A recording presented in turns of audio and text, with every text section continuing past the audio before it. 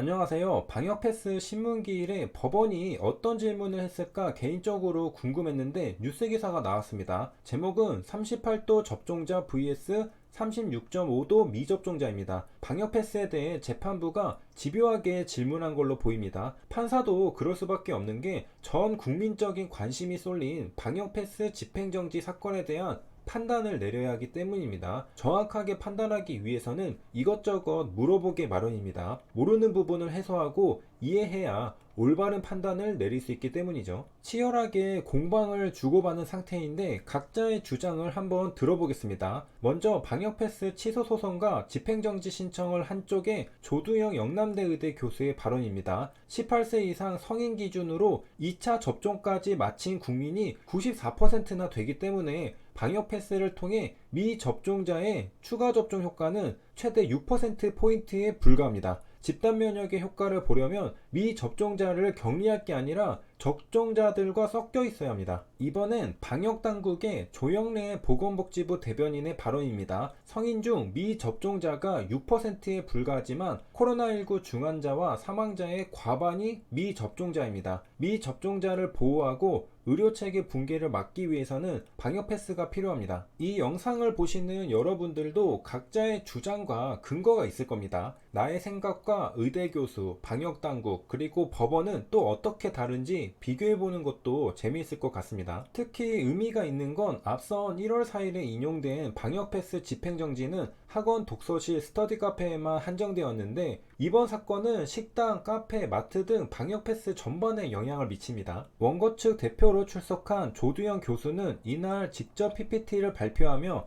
방역패스 무용론을 주장했습니다. 조두영 교수는 의문을 제기합니다. 사람이 미어터지는 지하철은 빼고 왜 떨어져서 장 보는 마트는 방역패스에 넣나? 형평성에 맞지 않는다고 했습니다. 밀접, 밀집, 밀폐, 대표적인 산밀 환경인 지하철에는 방역패스를 적용하지 않는데 서로 떨어져 장을 보는 대형마트는 왜 그 대상이 돼야 하느냐?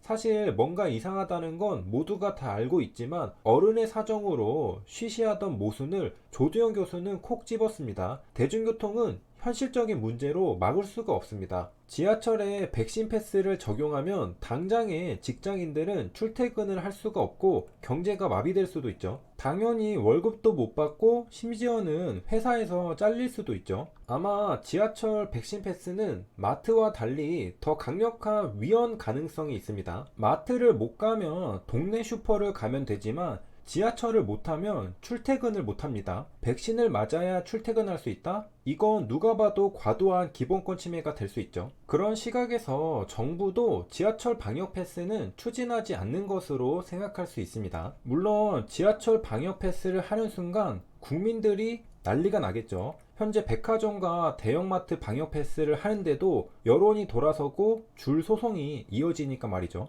그 무엇도 숫자가 많은 건 이길 수가 없습니다. 현재 3차 접종자는 전체 인구의 40%입니다. 나머지 60%는 아직 아니라는 얘기죠. 현재는 그렇고 점차 3차 접종률이 올라가면서 방역당국의 손을 들어주는 사람들이 많아질 수 있겠습니다. 3차 접종까지 완료했는데 방역 패스를 해도 그만, 안 해도 그만이고 이왕이면 접종한 이점을 누리고 싶은 게 사람 심리이기도 하죠. 조두영 교수는 접종 완료했다고 상관없다고 안심하는 사람들에게 경고라도 하듯이 주장합니다. 정부는 소수자인 미접종자들을 대상으로 방역 패스를 한 전례를 만들어 향후 약 4천만 명에 해당하는 접종 완료자들에게도 동일한 제약을 가해 부스터샷 강제 접종을 하기 위한 근거를 마련하는 것. 이건 조두영 교수의 미래를 예상한 추측이니까 그럴 가능성이 있겠구나 정도로 생각하면 되겠습니다. 그 다음 방역당국의 손영래 반장의 주장입니다. 방역 패스 못하면 민생 영향 큰 거리두기를 강화해야 한다고 말합니다.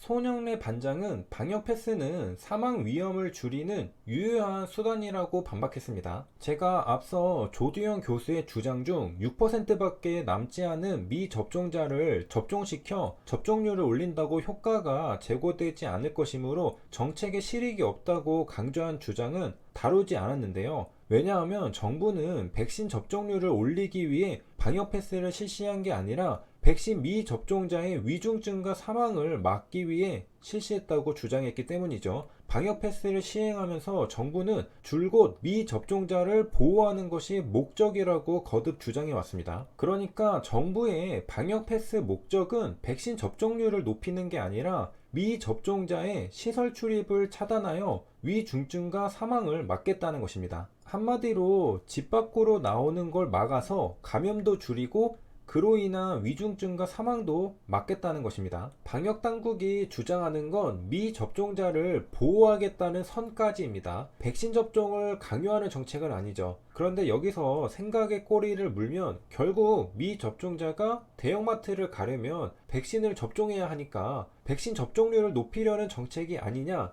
이렇게도 생각할 수 있는 겁니다. 그래서 강제라고 한 적은 없지만 사실상 강제가 아니냐, 이렇게 주장하는 사람들도 많은 것이죠. 정부는 미접종자를 보호하기 위한 방역 패스라고 주장하고, 반대자는 사실상 백신 강제 접종을 위한 방역 패스라고 주장하는 중입니다. 이렇게 정돈되지 않은 방역 패스의 목적은 헷갈리게 만들 뿐입니다. 이제 법원이 등장합니다. 재판부는 정부에게 물었습니다. 목표하는 공익이 뭔가? 방역 패스의 목적을 확실히 하자는 것이죠. 재판부는 먼저 방역 패스의 목적이 미접종자 보호가 목적이냐, 아니면 미접종자의 전파 가능성을 차단하는 것이냐고 질문했습니다. 이에 손영래 반장은 두 목적이 다 있지만 미접종자 보호 목적이 더 크다고 답했습니다. 이전부터 정부가 강조했던 방역 패스의 목적과 일치하는 답변입니다. 그러자 재판부는 미접종자 보호가 공익이 될 수 있나고 재차 물었습니다. 손영래 반장은